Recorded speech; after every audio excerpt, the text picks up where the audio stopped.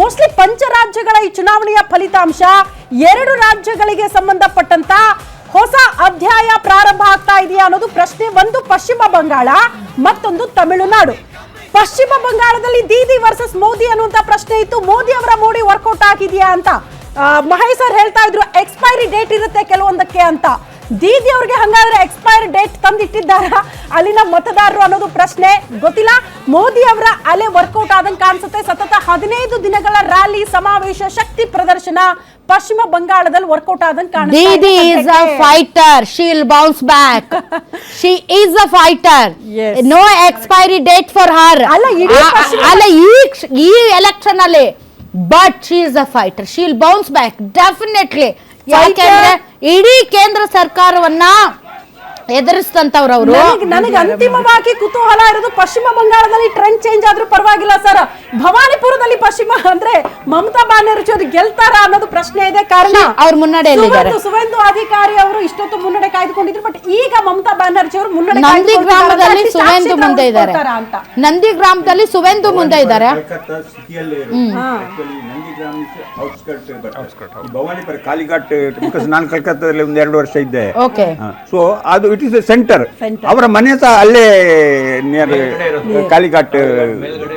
ಹಂಗಾಗಿ ಜನರ ನಾಡಿ ಮಿಡಿತ ಚೆನ್ನಾಗಿ ಅರ್ಥ ಮಾಡ್ಕೊಂಡಿದ್ದಾರೆ ಅಂತ ಅಲ್ಲೇ ಇರೋದ್ರಿಂದ ಅಂತ.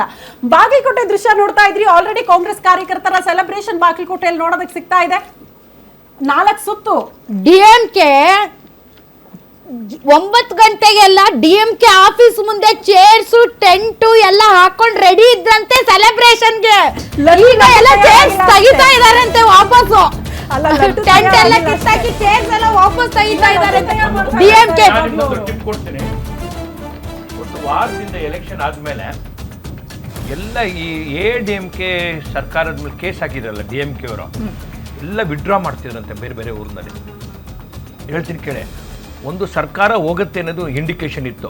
ಒಬ್ಬರು ಅಡ್ವೊಕೇಟ್ ನಂಗೆ ಫೋನ್ ಮಾಡಿದ್ರು ಸೇಲಮಿಂದ. ಸರ್ ಎಲ್ಲ ಈ ಥರ ಕೇಸಸ್ಗಳೆಲ್ಲ ವಿಡ್ರಾ ಮಾಡ್ತಾ ಇದ್ದಾರೆ, ಎಲ್ಲ ಪೊಲಿಟಿಕಲ್ ಕೇಸಸ್ಸು.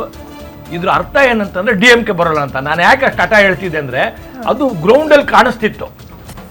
ಈ ನೀವು ಕಾಂಟ್ರಾಕ್ಟರ್ಸು ಇವರಿಗೆಲ್ಲ ನೋಡಿ, ಸರ್ಕಾರಗಳು ಬರುತ್ತೆ ಹೋಗುತ್ತೆ, ಅವ್ರಿಗೆಲ್ಲ ಗೊತ್ತಾಗುತ್ತೆ ಇಲ್ಲೇನೋ ಸಮಥಿಂಗ್ ನಡೀತಿದೆ ಸರ್ ಅಂತಂದರೆ ಅವರು ಪಟ್ಟಂತ ಅವ್ರಿಗೆ ಕ್ಯಾಚ್ ಮಾಡ್ತಾರೆ. ಇದನ್ನು ತಮಿಳುನಾಡಲ್ಲಿ ಡಿ ಎಂ ಕೆ ಬರೋಲ್ಲ ಅನ್ನೋದನ್ನು ಕ್ಯಾಚ್ ಮಾಡಿದ್ರು ಜನ. ನಾನು ಇದನ್ನು ಹೇಳ್ತಾನೆ ಇದ್ದೆ, ಇವರೆಲ್ಲ ಗೊತ್ತಿರಲಿಲ್ಲ. ಸೋಷಿಯಲ್ ಮೀಡಿಯಾದಲ್ಲಿ ಕಂಪ್ಲೀಟ್ ವಿಜಯ್ ಇದ್ದೇ ಹವಾ ಸೋಷಿಯಲ್ ಮೀಡಿಯಾದಲ್ಲಿ. ವಿಜಯ್ ಅವರ ಟಿವಿಕೆ ಪಕ್ಷ ಮ್ಯಾಜಿಕ್ ನಂಬರ್ ರೀಚ್ ಆಗೋದಕ್ಕೆ ಜಸ್ಟ್ 18 ಸೀಟ್ಗಳು ಬಾಕಿ ಇದೆ. 18 ಕ್ಷೇತ್ರಗಳಲ್ಲಿ ಏನಾದ್ರೂ ಗೆದ್ದು ಬಿಟ್ರೆ ಸಿಂಗಲ್ ಲಾರ್ಜೆಸ್ಟ್ ಪಾರ್ಟಿ ತಮಿಳುನಾಡಿನಲ್ಲಿ. ರಾಜಕೀಯ ಅತಿ ದೊಡ್ಡ ಕ್ರಾಂತಿಗೆ ತಮಿಳುನಾಡು ಸಾಕ್ಷಿ ಆದ್ರೂ ಕೂಡ ಆಶ್ಚರ್ಯ ಪಡಬೇಕಾಗಿಲ್ಲ. ಅದೇ ಹಾದಿಯಲ್ಲಿ ವಿಜಯ್ ಅವರು ಸಾಕ್ತಿದ್ದಾರೆ ಅಂತ. ಎನಿವೆ, ದಾವಣಗೆರೆ ದಕ್ಷಿಣಕ್ಕೆ ಸಂಬಂಧಪಟ್ಟಂತ ಅಪ್ಡೇಟ್ ಇದು. ಕಾಂಗ್ರೆಸ್ನ ಸಮರ್ಥನೆ ಮತ್ತೆ ಹಿನ್ನಡೆ ಅನ್ನೋದ್ರ ಬಗ್ಗೆ ಡೀಟೇಲ್ ಸಿಗ್ತಾ ಇದೆ. ಗೊತ್ತಿಲ್ಲಪ್ಪ, ಟ್ರಯಲ್ ಅಂಡ್ ಎರರ್ ಅನ್ನೋ ರೀತಿಯಲ್ಲಿ ಬಿಜೆಪಿ ಅಭ್ಯರ್ಥಿಯನ್ನ ಘೋಷಣೆ ಮಾಡ್ತು ಅಂತ ಹೇಳಲಾಯ್ತು. ಬಟ್ ಟ್ರಯಲ್ ಅಂಡ್ ಎರರ್ ಅಲ್ಲ, ಮೋಸ್ಟ್ಲಿ ಅದೇ ವರ್ಕೌಟ್ ಆಗೋ ರೀತಿಯಲ್ಲಿ ಕಾಣಿಸ್ತಾ ಇದೆ ದಾವಣಗೆರೆ ದಕ್ಷಿಣದಲ್ಲಿ ಅಂತ.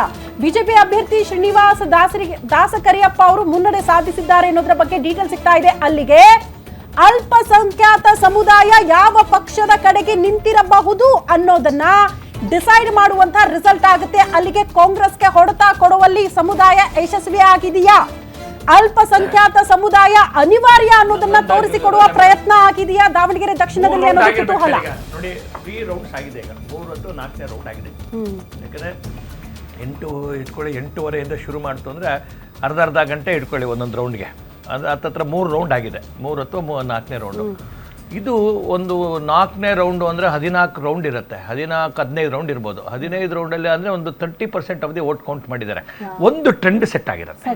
ಈಗ ಟ್ರೆಂಡ್ ಸೆಟ್ ಆಗಿರುತ್ತೆ. ಕೆಲವು ಕಡೆ ಭಾಳ ನ್ಯಾರೋ ಮಾರ್ಜಿನ್ನಲ್ಲಿ ಕನ್ಫ್ಯೂಷನ್ ಆಗ್ಬೋದು.